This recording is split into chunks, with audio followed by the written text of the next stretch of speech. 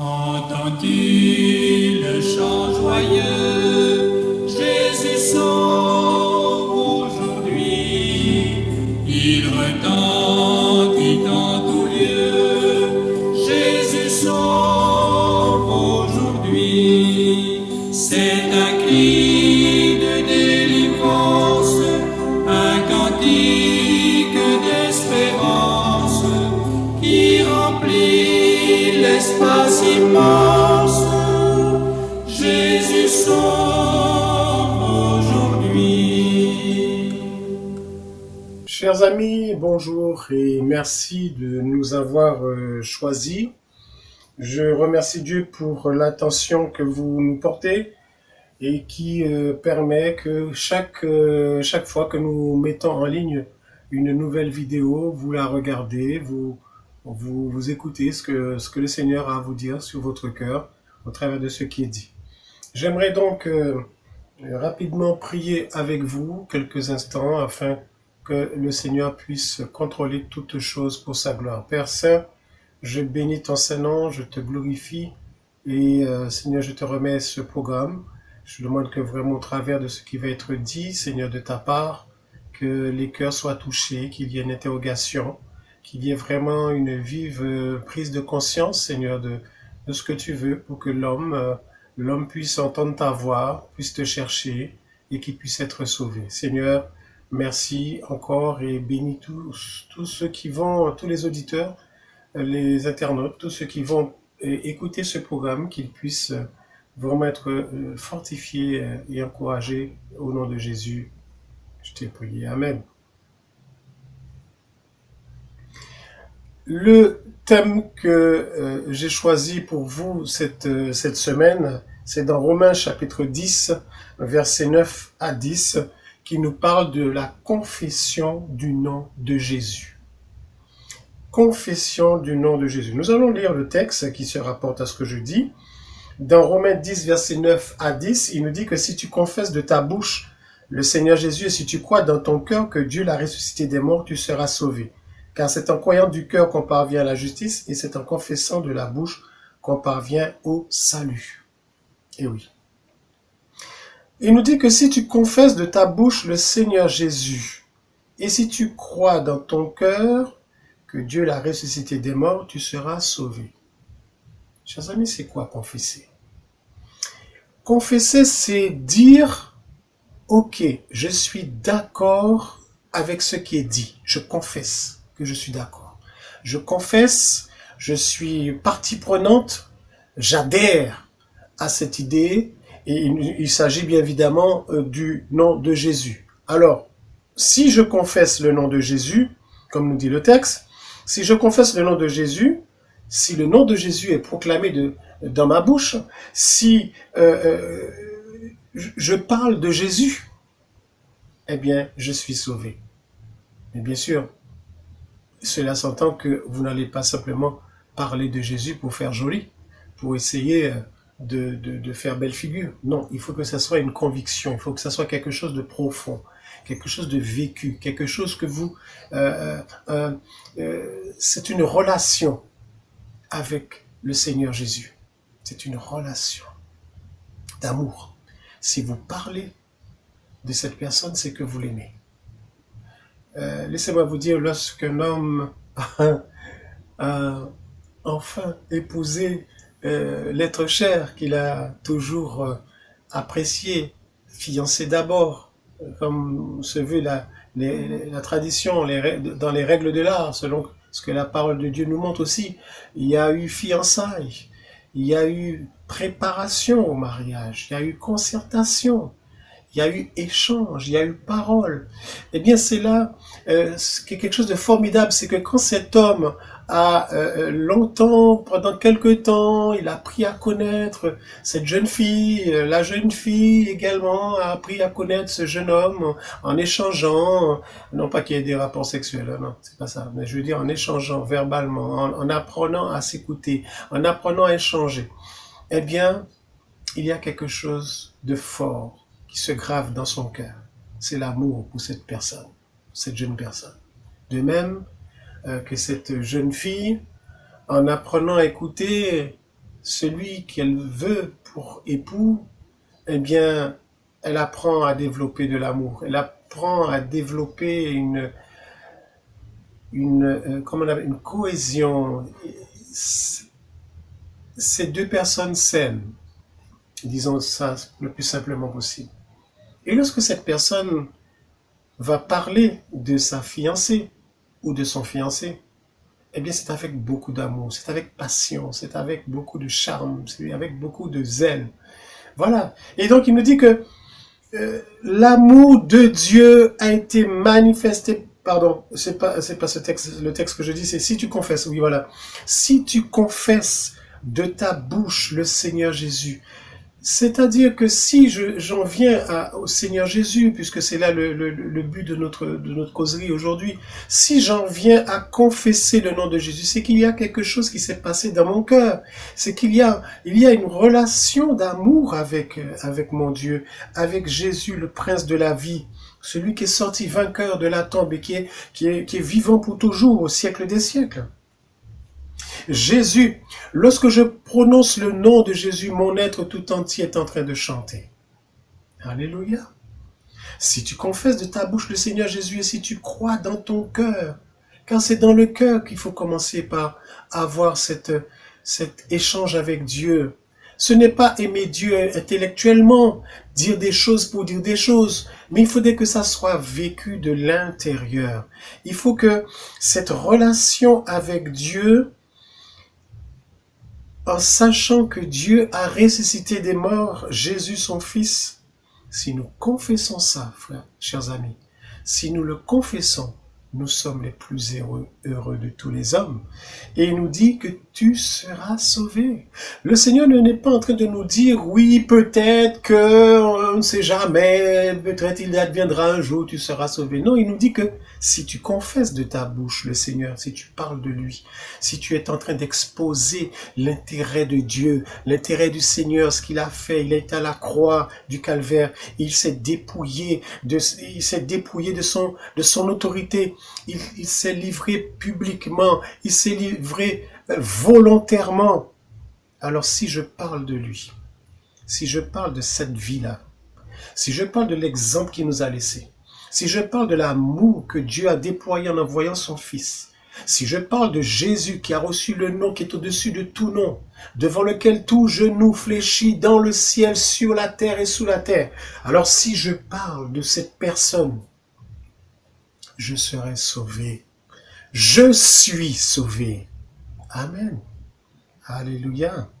Oh, chers amis, il faut beaucoup de bonne volonté. Il faut beaucoup de courage pour témoigner de Jésus. Vous savez que lorsqu'on témoigne de Jésus dans certains pays, on reçoit comme récompense la mort.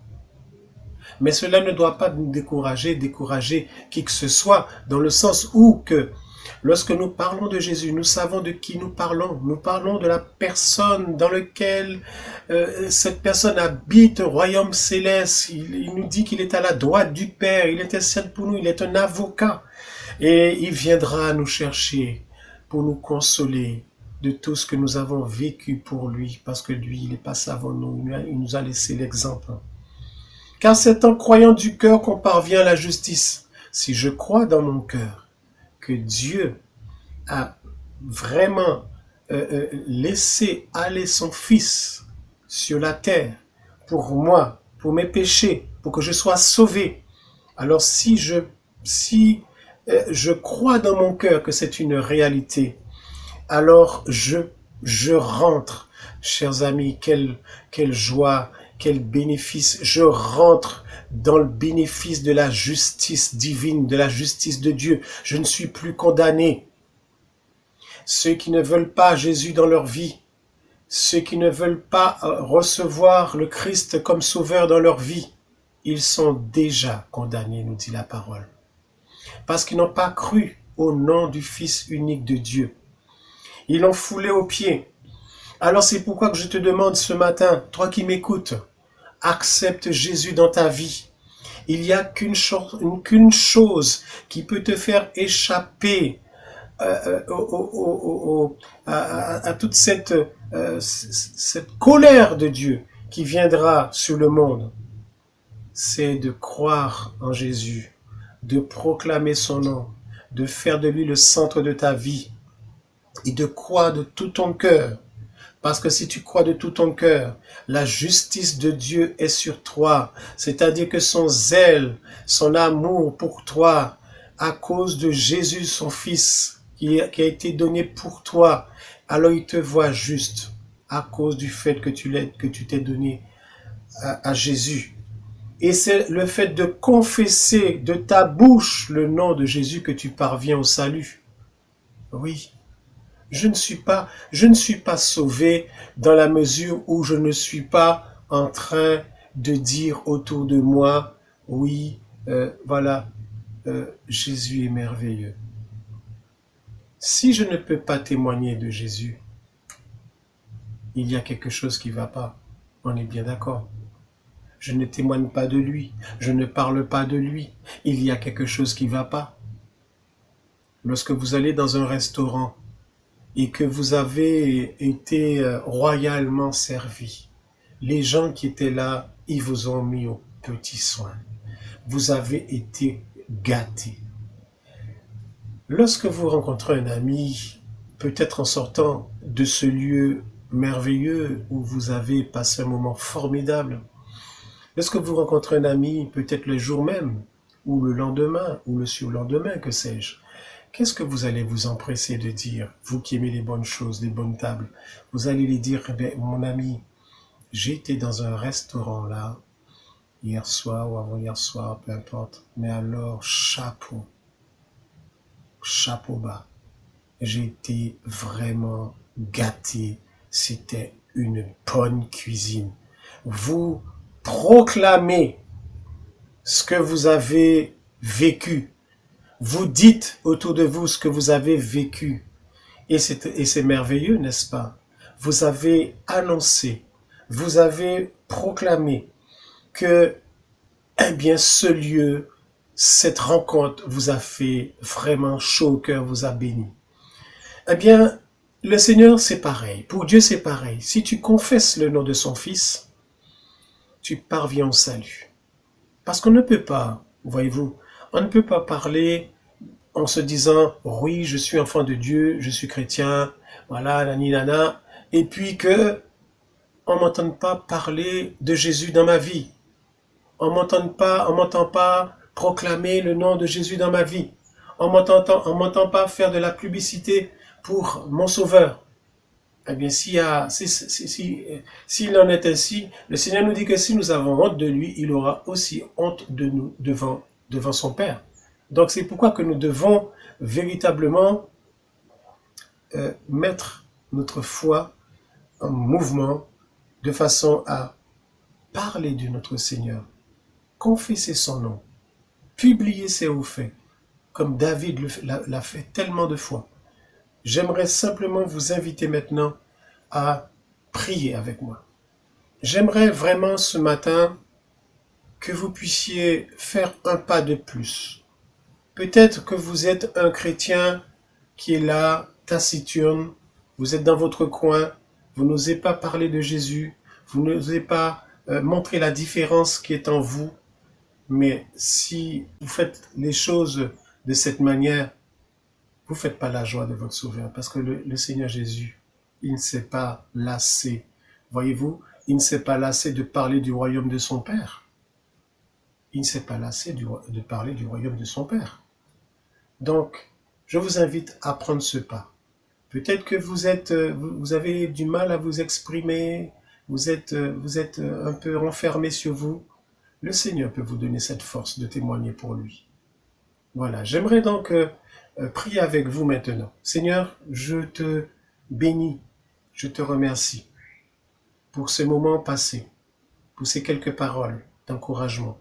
Je veux, Seigneur, te glorifier, te louer, parce que je sais qu'aujourd'hui, Seigneur, il y a de nouvelles personnes qui sont à l'écoute et qui ont besoin de cette force pour pouvoir témoigner de toi. Je vous demande maintenant de répéter après moi, Seigneur Jésus, je reconnais que je ne parle pas de toi, ou je parle tellement peu de toi. Alors aide-moi à briser ce silence. Aide-moi à briser, Seigneur, ce blocage et de prendre la victoire pour parler de toi, parler de ton nom, parler du ciel, parler des choses que tu réserves à ceux qui t'ont accepté dans leur vie.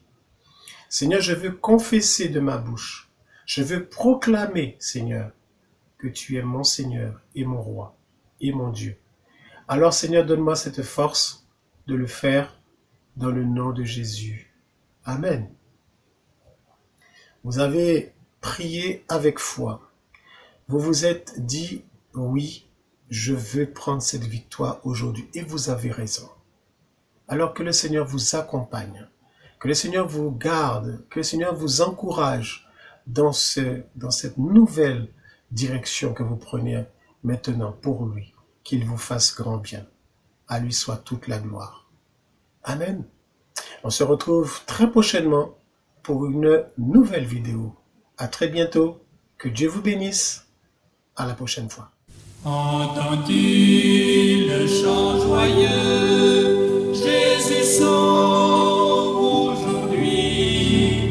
Il retentit en tout lieu. Jésus sauve aujourd'hui. C'est un cri de délivrance, un cantique d'espérance qui remplit l'espace immense.